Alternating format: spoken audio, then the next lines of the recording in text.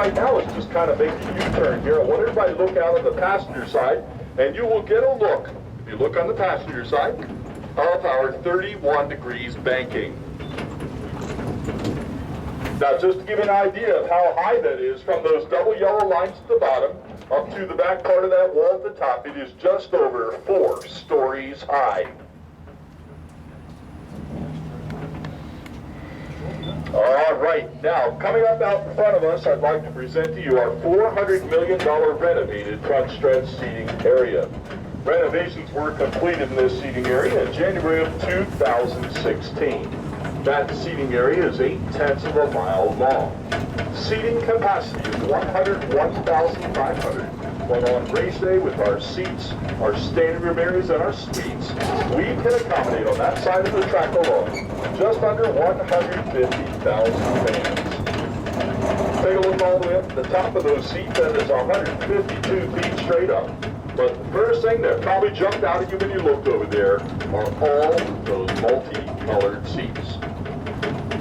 Now, for what I'm going to tell you next, I know everybody can look to the right there, but what I want you to do, if you're able to, is look as far down the track at those seats as you can.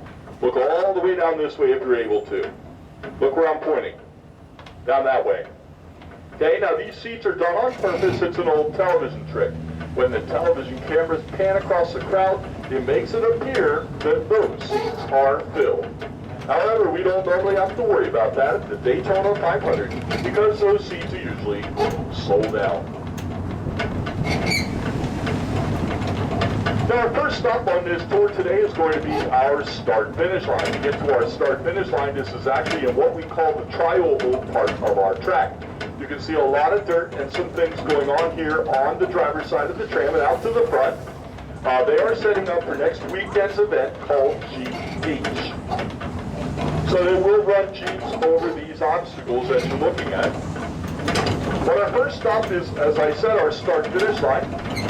Now, if you've ever seen a race from here, you might be thinking that our start-finish line is flat. It actually is not flat. That's just a television angle. It's banked at 18 degrees, so if you are going to exit the tram and climb this track, I need you to use extreme caution. Also, please do not run up the track. And the last thing, and this is very important, you can see they actually are doing things over here on the driver's side. I'm going to ask you not to go anywhere near that grass or dirt. Please stay on the track side of our tram. All right, passenger side, go ahead.